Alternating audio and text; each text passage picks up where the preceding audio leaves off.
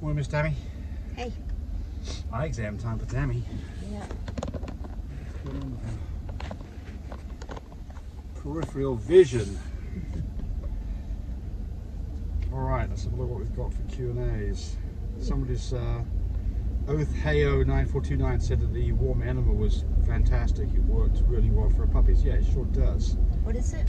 Oh, she gave her puppy an enema and within 30 okay. seconds she had a waterfall of poop. She was very happy.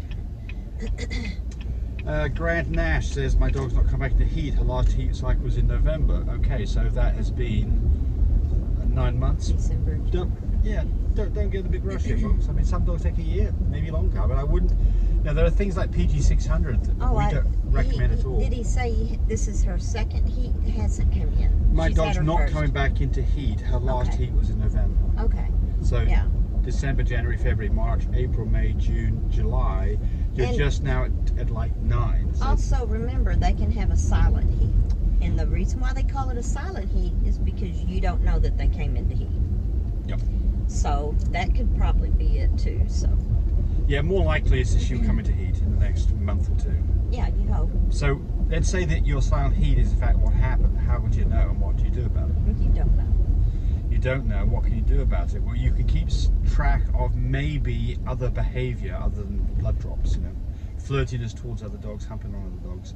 And you can go do, or you can do it yourself, what's called vaginal cytology, which is very, very quick and easy to do. You basically take your Q-tip, put it up inside the dog, wiggle it around, take it out, roll it out onto a slide, a microscope slide, stain it with some blue methylene, or you can get stain on Amazon, look under a microscope, and look for not fried eggs, but cornflakes, basically. I have a male that is EM, so capital E M is just full mass, KY, not brindle, AYA, a copy of basically a dog that's probably going to be fawn, little d blue, little b test for chocolate. This is an Isabella, so that's an Isabella,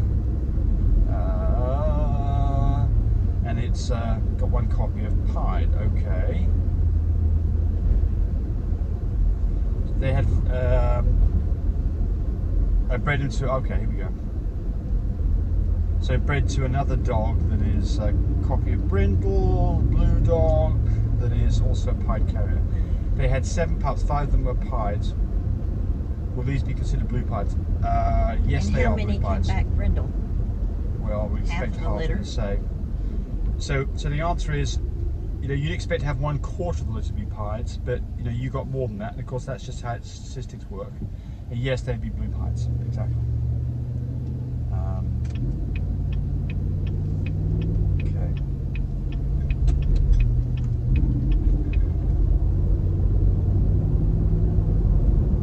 Can you explain how, when, and why to clean your female out before breeding? I don't know what you're talking about. Douching, probably. Okay, fair enough.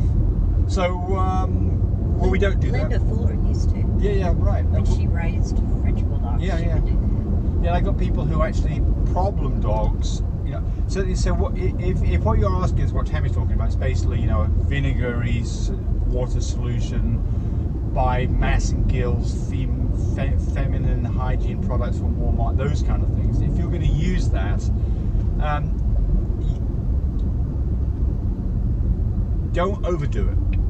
Don't do it right before you do a breeding, for certain, because you know there's acetic acid in there that could kill sperm. Yeah. So if you're going to do this, 2 days before. yeah, exactly. At least. Yeah. At least. Yeah, do it beforehand. There's nothing wrong with doing it. I don't know. You know, with Tammy, you can answer this question. I don't know the answer. With women, can you overdo this? Well, yeah, you can overdo anything. Well, what are the repercussions of overdoing it? I don't think there's any repercussions. Okay. Really and truly, but I mean, I be on the safety side, don't overdo it. I was thinking about, you know, things like, you know, people who take diuretics and things like that. You know, you can overdo these things. Okay, so would I do this? Certainly, if I'd had a dog that had, for instance, pyometra in a previous litter, I think it'd be a good reason to do this, possibly. So But typically we don't do this. But if you've got some hint of, you know, a malodor, drippy discharge that doesn't... yellowish. Yellow, exactly. Yellowish, whitish, greenish. Absolutely. In fact, in those situations, it might even make sense to get some antibiotics on board. Or even, I've heard of people doing things what's called a ginseng flush, which is an antibiotic flush. Never done that either.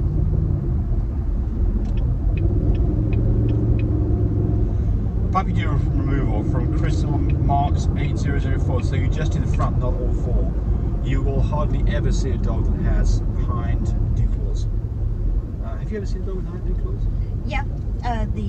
What's that big guard dog? All white, out in the fields, pasture with cattle or donkeys. Yeah, right, yeah. What is that big white dog? They're pretty. Yeah. They're cuddly looking. They have a gentle back dew claw. Oh, do they? Uh-huh. Yeah. Yeah. What is the name of that dog? I can't remember. Somebody will remember it and tell us what it is.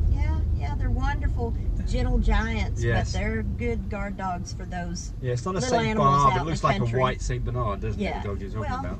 Kinda. Yeah, he's that big though. Yeah, right. Yeah, exactly. Can't Yes, think right. of the name of that I know. dog. I know. It's frustrating. Yeah. When you get to our age, Tammy, you have an excuse. You know, it's like, hey, I don't even know what your name is half the time. I'm going to have James tattooed on my forehead so you remember who I am. Yeah. I'm going to think of it now in a second. It's really going to bug me. Anyway, here we go.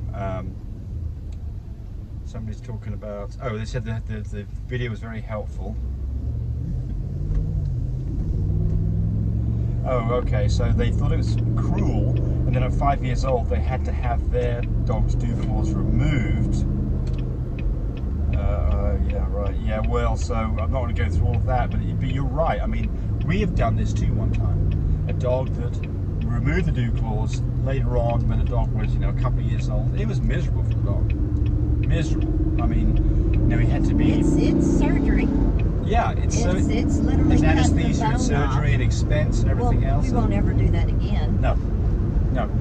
That was, gosh, removing dew claws on puppies that are 3 to 5 years ago. Yeah, 3 to 5 days old. It's just, I mean, it's almost painless. Almost painless. Yeah, Sometimes- they're little, yes. Sometimes they make And no noise at all. sometimes they grow back. Can't help it. Sometimes it grows And back. I just messed up on that. So the reason they grow back is because you didn't get down deep enough when you got your little forceps in there to get the thumb to pop out properly. And you didn't get the complete root of the thumb, basically. So watch out for that. But remember, the bone is soft. Yes. And Yes, that's yes. That's why you do Yes. it. And if And if you'll notice, the only time they whine and cry is when you're holding them down because they don't want to be held down. Yeah, exactly. It's not the actual removal. Right. So if you fail and they grow back, you can't just go back and remove them again. Now it's surgery time, or you leave it alone. And then there's some of them that don't say a peep. They just don't say anything. Shelby Lynn says, I've got a 55-pound boxer. I have used a 10-inch rod to inseminate her. I can feel a definite ring where it narrows at the tip of my finger and feel the rod through that area. I get it about 2 inches past the ring, which is about the size of the tip of my middle finger. Am I in the correct place? Does she have a stricture? No, she doesn't have a stricture. So what's going on here is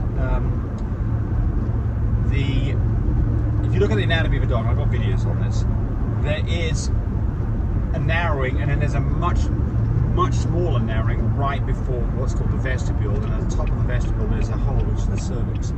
We're not going to get into the cervix, but that narrowing becomes more open as the dog is ready to be bred. So what I typically find is that with a French Bulldog, where I'm using a 10-inch rod, I can get half the rod in very, very quickly. So that's longer than my finger. And then I start wiggling it around, moving around, take myself a minute or two, and all of a sudden, if that dog's ready, I'll get it in another inch or so. As you're wearing a glove. As you're wearing a glove, yes. Yeah. And you also have KY jelly on the end of it, or Vaseline. Yep. So she said that she got about 7 inches in. So you're okay. I mean, if you look at it this way, if you look at the anatomy of your boxer male, his member is not 7 inches long, and yet you got that rod in 7 inches. So you did better than the stud dog could do. The secret to this is hold the dog's rear up in the air for at least 20 minutes. Or 30 minutes for me, 30 minutes or more. and let gravity get all this stuff to go down, because even if you don't get it all the way in, you wiggling your finger around with a dog's butt at 45 degrees from level will let that all seep down again into a uterus. Someone's asking about color of a video. I mean, that's a video from a long time ago, so I can't tell you what that was. Somebody else says they love the ears down. No, you're about the only one. What's that say? It's revert. Reserve parking for the city ordinance. Oh, oh, somebody says I talk too much to get to the point. Oh. It's unusual for me. I think I get to the point pretty quick. Apparently not. Not for that person. Okay, somebody else says, don't use Vaseline. WTF, dude, water-based only. Look, if you think that Vaseline's going to kill semen, you're crazy. Don't worry about it. There's no reason. Unless you've got a dirty Vaseline. Yeah, Vaseline's fine. We can use the Vaseline forever. I don't think there's any difference whatsoever at all. Can you get out? Yeah. Encouraged me to do more of these videos. But do remember, disclaimer here, I am not a vet. I'm not a licensed medical professional. I'm purely a person who's been breeding dogs for the last couple of decades. Any information that you got from this video, use at your own risk. There's nothing implied here, and certainly this should not be used as a substitute for advice from your veterinarian or your medical professional. I hope you enjoyed the video. Come back for more of them. Frisky now, come on up here, girl.